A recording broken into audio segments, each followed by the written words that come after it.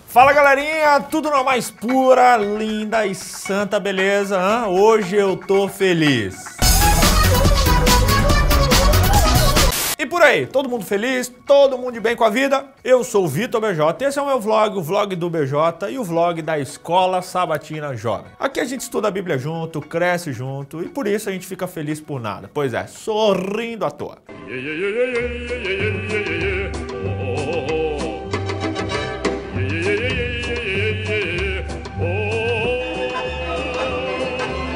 Sim, minha gente, eu realmente tô feliz. Te incomoda?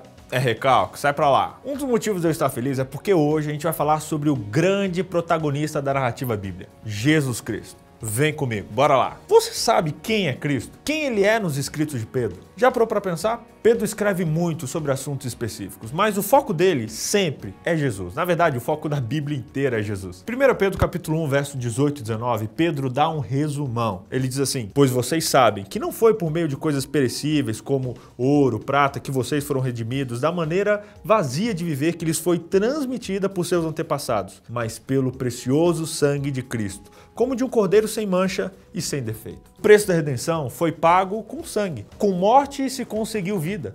Pela morte do cordeiro, fazendo alusão aos sacrifícios de animais lá do Antigo Testamento, a gente conhece, foi obtida a nossa salvação, a tal redenção. Redenção é um conceito comum na Bíblia. E nas palavras de Pedro, vale o sangue de Cristo. Assim como um cordeiro selecionado para o sacrifício, Jesus não tinha pecado. O sangue de Cristo era puro, sabe? Extra virgem, tipo A, orgânico, 100% original e qualquer outra metáfora que você queira usar para dizer que o sangue dele não carregava pecado. Era sangue limpo. E esse sangue nos salvou da sujeira.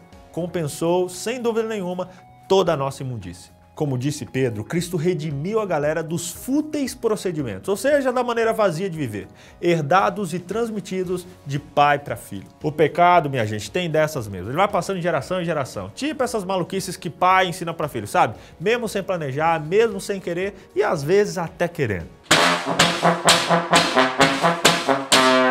Com certeza, você já ouviu falar da paixão de Cristo. Pois é, isso é nome de filme e tal, mas o que quer dizer essa expressão? Será que Jesus se apaixonou? Não me vem com aquela bobagem de Código da Vinci, esse negócio aí. Não. Eu vou explicar. Paixão, uma palavra grega que significa sofrer. A expressão paixão de Cristo se refere ao período final da vida dele em que ele sofreu o nível hard mesmo. Começa lá na entrada dele, todo triunfal em Jerusalém, Pedro falando sobre sofrimento, sobre todos aqueles últimos dias e termina nos momentos finais da sua vida. Pega essas verdades aqui, 1 Pedro 2, verso 21 ao verso 25, ele diz: para isso vocês foram chamados, pois também Cristo sofreu no lugar de vocês, deixando-lhes exemplo para que sigam seus passos. Ele não cometeu pecado algum e nenhum engano foi encontrado em sua boca. Ele mesmo levou em seu corpo os nossos pecados sobre o madeiro, a fim de que morrêssemos para os pecados e vivêssemos para a justiça. Por suas feridas, vocês foram curados, pois vocês eram como ovelhas desgarradas, mas agora se converteram ao pastor e bispo de suas almas. Nesse texto, Pedro fala do madeiro, fazendo uma referência à cruz e coloca Jesus como substituto nosso. Jesus foi isso, alguém que, longe de merecer, assumiu a bronca, assumiu o lugar e pagou a nossa dívida, pois a sentença do pecado é a morte, já dizia Romanos. E Jesus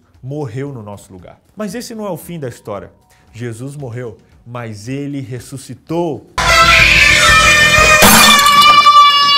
Bendito seja o Senhor Deus e Pai de nosso Senhor Jesus Cristo. Conforme a sua grande misericórdia, Ele nos resgatou para uma esperança viva por meio da ressurreição de Jesus Cristo dentre os mortos, que jamais poderá perecer, macular-se ou perder o seu valor. Herança guardada nos céus para vocês. Esse recado está em 1 Pedro 1, verso 3 e 4. E continua no verso 21. Por meio dele, vocês creem em Deus, que o ressuscitou dentre os mortos e o glorificou, de modo que a fé e a esperança de vocês estão em Deus. Se Cristo voltou dos mortos, Ele pode também nos fazer voltar. Se Ele mesmo deu um olé na morte, Ele tem poder sobre ela. E se Ele pode fazer algo extremo assim, por que não poderia te dar a vida eterna?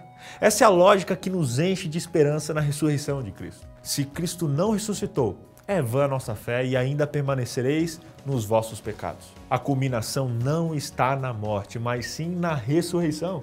Afinal, sem a ressurreição, a morte de Jesus de nada valeria. Agora, você sabe quem era Jesus para Pedro? O próprio Jesus perguntou e o próprio Pedro respondeu na lata. Ele disse assim: Tu és o Cristo, Filho do Deus vivo. A palavra grega Cristo significa Messias. É um termo hebraico que, por sua vez, é o mesmo que o ungido, alguém abençoado, enviado por alguém. Salmo 2, verso 2, 18:50, Daniel, 1 Samuel, Isaías, são alguns textos que mostram um pouco do contexto dessa palavra. Havia muita expectativa entre os judeus. Todos queriam receber e perceber o Messias, mas nem todos entendiam quem ele era. Uns pensavam ser um libertador político, um guerreiro, um super líder ali que dobraria os inimigos ao meio e assim devolveria a hegemonia do povo de Israel. Pedro era mais um que, na melhor das intenções, na época em que falou que Jesus era o Messias, não sabia bem o que estava falando. Ele não compreendia exatamente quem era o Messias, qual era a sua obra ou como ele a realizaria. O povo sabia que deveria ser descendente de Davi, que viria de Belém e tal, mas não conseguiam imaginá-lo como um homem rejeitado, como estava escrito lá em Isaías 53. Essa parte, infelizmente, foi ignorada. Porém, nos textos da Epístola de Pedro, ele já tinha outro conhecimento sobre o Messias. E ele faz questão de deixar claro, se esbaldando nas citações ao termo Messias. Na verdade, são 15 vezes ao todo que Pedro fala de Cristo dessa maneira.